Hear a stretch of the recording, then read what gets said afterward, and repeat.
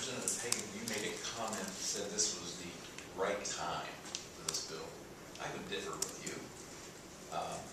I would suggest the right time was 1972.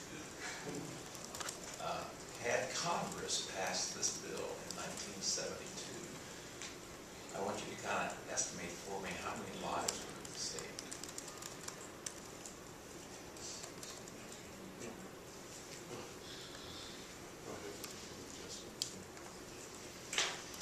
Well, I could pull my testimony back out, but if we're doing 3,000 abortions a day in the United States, and those numbers have lessened since years passing, and I guess we could whip out a calculator and understand, I mean, what, 56 million 56 million.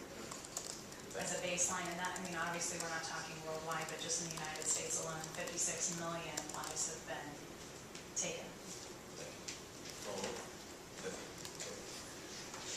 Representative Montani. Thank you, Chairman. As a student of the law who understands how the Supreme Court of the United States works, has the text of this bill been passed through any other state legislature, signed by the governor, been challenged in front of the Supreme Court, and been ruled on by the Supreme Court? There are two other states that have passed similar heartbeat laws, but this text, but not this text, not at all. This text is a brand new opportunity, differing from the other bills, primarily when it comes to the gestational time and the amount of time.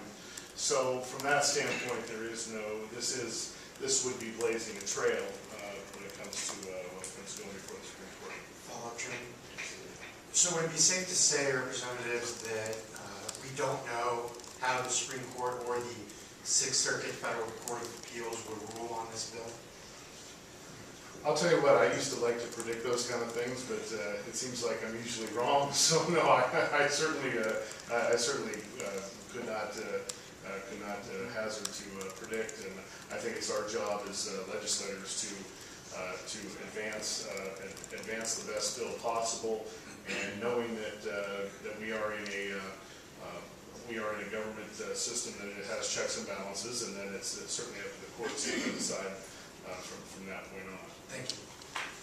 Mr. Chairman, Representative, if I may respond, I would just say that we don't know how people will respond until they respond. We don't know if the bill's constitutional or unconstitutional until the courts decide that. But until they are, I would suggest that it is constitutional. Thus is why we're working on it.